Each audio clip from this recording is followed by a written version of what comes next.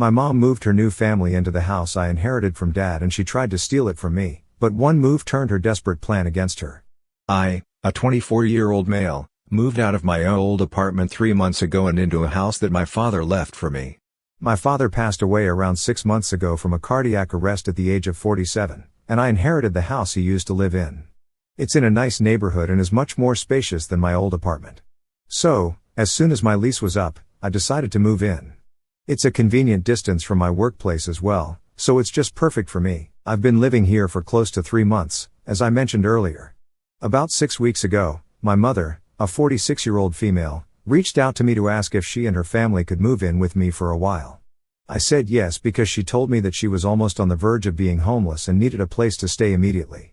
They'd been living in a motel for 2 weeks, but unfortunately, they couldn't continue living there because they were running low on cash. So, I agreed to let them move in with me for a little while until their problems were sorted out. Her husband had lost his job due to downsizing, where he and several other employees were laid off without any notice about a month ago. My mother's a stay-at-home mom, so they didn't have much set aside for emergencies like these. They weren't able to pay their rent on time and were asked to vacate the house they'd been living in. So, now my mother, her husband, and 2 kids were all living with me. My current house has 3 bedrooms, so I was okay with giving up the other 2. One for my mother and her husband and the other for the kids, a 12-year-old female and a 10-year-old male. My parents got divorced when I was 8 years old. They just weren't compatible and would fight all the time about petty things. So, eventually, they decided that it would be better for them to part ways. The only reason they'd even married each other so young was because my mother was pregnant with me, and there was a lot of pressure from their families to get married before bringing me into the world. So, they did exactly that, but they were young and didn't really want to be together, which is why, once I was at a reasonable age, they got divorced and had joint custody of me. I alternated between living with my mom and then with my dad throughout the year, and I had a good relationship with both of them growing up. That's part of the reason why I didn't think twice before helping my mother out and letting her move in with me when she was in trouble. But I do regret it now. My parents hadn't stayed in touch over the years, as far as I know. They just had very different personalities that clashed a lot of the time. And I knew for a fact that they couldn't understand each other because of how stiff and awkward they were whenever they spoke to each other or whenever they'd meet at my school events. Once I turned 18, they didn't need to co-parent me anymore and stopped speaking to each other altogether. By then, my mother had also remarried and even had 2 kids. She got married 3 years after her divorce to her current husband and then had my half-siblings with him. The age gap between me and my half-siblings was huge, so I wasn't particularly close to them growing up because I couldn't really play or have fun with them, which is what kids at my age wanted. I mean, I must have been 12 at the time my mother's eldest daughter was born, and at that age, a newborn baby wasn't very interesting to me. I was never very close to my mother's husband either and didn't even refer to him as my stepdad. I called him by name because even thinking of him as my father, when I already had such a wonderful dad, felt weird and wrong. So, no, I'm not very close to my mother's family, and the only reason I let them move in at all was for my mother's sake. My father never remarried or had other kids, and whenever I was not living with him, he'd be either working or traveling because that's what he loved. My mother didn't know that my dad had left this house to me, and after she'd moved in, she was quite impressed that I'd been able to afford such a nice house at my age. So, I ended up telling her at the time that this was actually what I'd inherited from my dad. She'd known that her ex-husband had passed away and had even attended the funeral, but she hadn't bothered to ask about my inheritance, so I'd never told her either because it had honestly just slipped my mind. When I did tell her, I told her about it quite conversationally and didn't think much of it. Even she didn't have much of a reaction, so there was literally no way I could have foreseen what was about to come. My mother and her family had been living here for a little over a month, and I'd been getting kind of agitated because they showed no signs of moving out anytime soon and had made themselves quite at home. Her husband insisted that he was looking for a new job but also kept saying that we were in a recession right now, so things would take time, and he promised that they'd be out of my hair as soon as he found another job. I tried not to bring it up often but was finding it difficult because, ever since I turned 18, I'd gotten very used to living by myself and having the house to myself.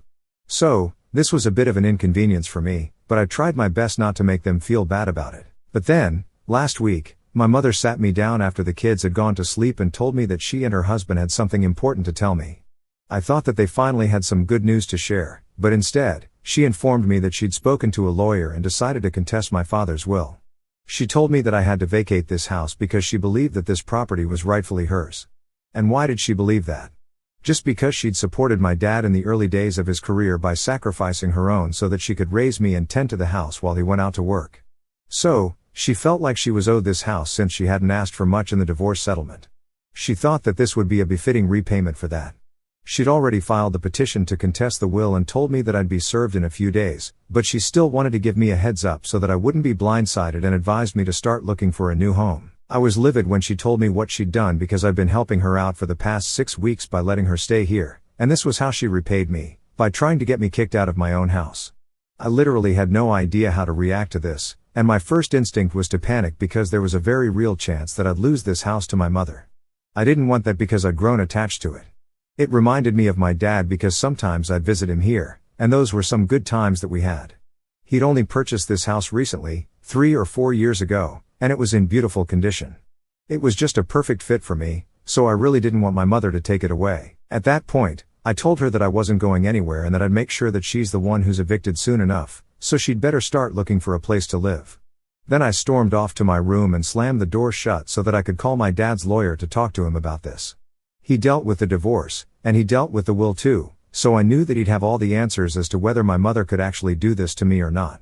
My dad's lawyer informed me on the phone that her claim of not asking for much in the divorce settlement was completely untrue, as she had received almost $80,000 in the settlement and in alimony payments. So, that's a lot and definitely not much, as my mother had been claiming. But she could definitely try to claim this house and contest my dad's will. However, his lawyer reassured me that it was unlikely she'd stand a chance in court since she hadn't spoken to my dad or kept in touch with him after the divorce and had even remarried and had kids with another man. So, her claim would probably be dismissed almost immediately. I had nothing to worry about legally, so that was a relief, but I was still really angry that my mother had decided to pull a fast one on me just because I'd been kind enough to support her and her family. I was being kind, not stupid. The very next morning, before the kids had woken up, I decided to talk to my mother and inform her that she couldn't live here anymore. It was early too, probably like 5 or 6 in the morning, and she was very taken aback as well as disoriented when I woke her up. I told her to pack up and get the hell out of my house, or else I'd call the cops and have them escorted out instead, and that wouldn't be pretty for any of them. She argued with me, saying that this house was as much hers as it was mine and, in a few weeks, it'd be completely hers, which was hilarious. But I wasn't going to let her intimidate me, so I told her that time would tell if that was true or not, but for now, this house was completely and entirely mine, and she had zero rights over it. So, she needed to leave, or I would make her leave. She thought I was bluffing, and so did her husband, so they pushed me out of the room, locked themselves inside, and refused to leave. Then I did exactly what I had promised. I called the police, reported them for trespassing, and had them legally removed from my property. I felt bad for the kids, but honestly, I'd had enough of my mother and her husband, and I just couldn't take it anymore. Once the cops were there, they tried to reason with me and begged me to let them stay, but it was too little, too late. I'd already seen their true colors, and I wasn't going to let them stick around and make things worse. So, they absolutely had to leave, and they had to leave now. My mother was cursing at me even as she packed some of her clothes and her kids' stuff, but it wasn't going to change my mind now. Thankfully, they'd only brought clothes with them and no furniture and had been sleeping on foldable beds, so they were done quickly enough. Soon enough, they were all gone, and I was back to being on my own again. But ever since that incident, my mother has been texting me every single day to convince me to take them back in and has even stopped the proceedings to contest the will to avoid any further complications. I've managed to ignore her for a while, but last night, she told me that they're really low on money and can't afford to live at a motel anymore. They're desperately in need of a place to live and asked me to take them back in, just for the sake of their kids. So, I told her that I'd be willing to take the kids in, but she and her husband cannot come back here. She flipped out on me, called me heartless and cruel, and said that I deserve to go to hell for how I'm treating them, and then disconnected the call. Am I the asshole for saying no to letting my mother and her husband live at my place, even though they might become homeless otherwise? Here's an update. Thank you, everybody, for all the advice and reassurance that helped me compose myself since I've been feeling very guilty about not letting my mother stay with me. I felt really terrible for my half-siblings, but if my mother didn't want to let them live with me, then there was very little that I could do for them. I haven't heard from my mother or her husband since that last phone call, and I'm concerned that they're probably homeless right now, which is just really sad for them, but they honestly brought this on themselves. I can't imagine how or why my mother felt entitled enough to demand that I vacate my own house and look for someplace else to live. She never had anything nice to say about my dad after they separated and hardly even spoke to him back when he was alive. So, To say that she felt that he owed her this house was an insane statement to make, and she even decided to act on it and contest the will.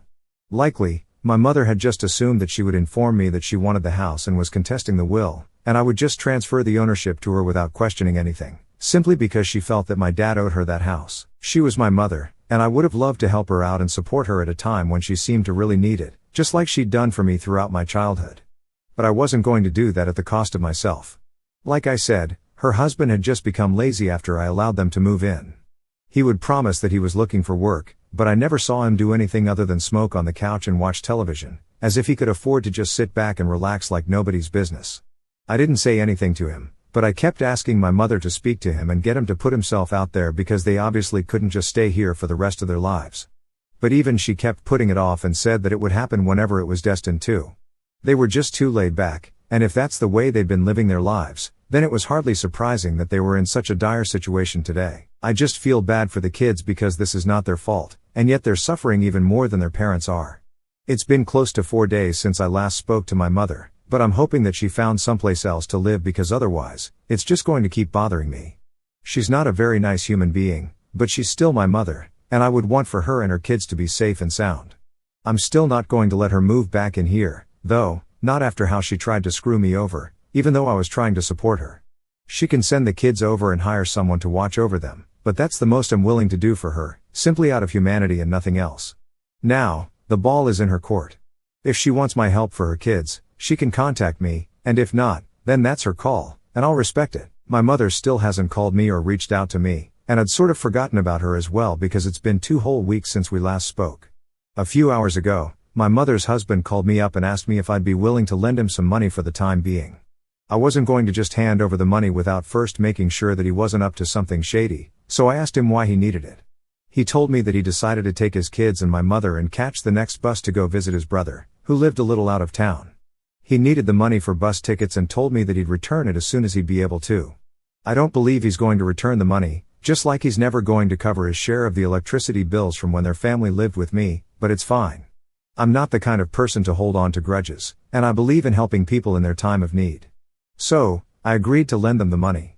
I have more than what I need for myself, by God's grace, and lending some money to my mother to help her out wasn't going to make me poor. Her husband also asked me to visit them at the motel one last time because, even though my mother wouldn't be willing to admit it, she really does want to see me one last time before she moves out of the city. She hasn't called me herself, but I'm still going to visit her to say goodbye. She can choose to continue being pissed at me for what happened, but I'm not sorry in the slightest for what I did, and I'm still the only person helping them out right now, so I'm going to expect her to be grateful for it. Now, I'm back home after an intensely emotional meeting with my mother. I sent the money that they needed for the commute to her brother-in-law's place and a little extra to her husband a few minutes before I entered the motel. Her husband looked ragged and didn't speak much but led me to the motel room and took the kids down to the lobby with him so that my mother and I could talk without being interrupted. At first, she was very brusque with me and thanked me for helping them out with the money in spite of whatever had happened. I thought this was going to be it, so I just said, "You're welcome." I was about to leave, but she stopped me and told me that she was also really apologetic for trying to screw me over and get me kicked out of my own house. She admitted that she'd been really stupid to try that anyway since she knew that she didn't actually deserve that house, and neither did my dad owe it to her, but she was just desperate for her kids to have a proper home, which is why she did what she did. I'm glad she came around and realized that what she'd done was messed up, but I also told her that this was the last time I was helping them out and told her not to make a habit out of it. She agreed and informed me that, in a day or two, they'd be taking the bus so that they could move in with her husband's brother, who had a poultry farm. It wasn't the most glamorous job, which is why her husband had been reluctant to join him, but now this was the only option they had. Her kids were a little upset about leaving their friends behind, and I could understand that it must be tough for them already, but what can you say? That's life. She said that she's grateful that her brother-in-law was kind enough to take them in and let her husband join the business. She finally had some hope for the future, so that's good for her and her family. She's given me the address of the place as well and told me to visit if I ever wanted to but didn't pressure me into it. Given what had happened in the recent past, it's just been 3 weeks since I had them kicked out, but it already feels like an eternity has passed since then. Sadly, she and her family have to go through so much, and given that she's almost 50, it's definitely not easy for her to deal with this devastating situation. Add to that 2 young kids to take care of and think about. They're not even in their teens yet and are already watching their parents struggle with money and eviction. They're just too young for this, if I'm being honest. I know that this decision of mine to lend my mother money, despite what she tried to do a few weeks ago, will draw a lot of flack from people. You guys might even think of me as weak-willed and a soft target, but I mostly did it out of pity for the kids. I didn't feel very connected to them when they were born because I was so young myself, but now that I'm a lot older, things have changed, and I lived with those 2 kids for a month. I know them personally now, and they're bright and happy. They certainly deserve better. My mother messed up big time, and I already evicted her for it, but beyond that, I don't have it in me to turn my back on people who need my help. Even my mother's husband, lazy as he is, doesn't deserve to go through something like this. He used to be quite respectable earlier, and I'd never even imagined that a day would come when he'd be asking me for financial help. It's pathetic, and I just would never have been able to live with myself if I'd refused to support them in their time of need, not just because this is my mother's family, but because they're human beings first. I couldn't let those 2 kids go into foster care. I just couldn't let that happen. But neither could I adopt them yet, so I did what was best for everyone. At least now I'll be able to go to sleep knowing that I did the right thing, and that's what matters to me the most. To be honest, my mother just texted me and told me that they've moved in with her brother-in-law and are trying to settle themselves now. It's difficult to deal with the change so suddenly, but they're making the best of the situation. The kids are alternating between missing their friends and talking about going back and chasing after the chickens, just like kids do. It's nice to know that they're getting a fresh start, and I'm the one who made it possible. It feels like I put my money to some good use. Finally, things are still tense between my mother and me, and we don't speak for more than 2 or 3 minutes at a stretch. We keep our conversations restricted to talking about how she's doing now, how the kids are coping, and my work, just safe topics. Maybe we'll be able to fix things someday, and maybe we won't, but for now, this is what it is, and I'm okay with it. It's been almost a week since they moved out of the city now, so let's see what the future holds.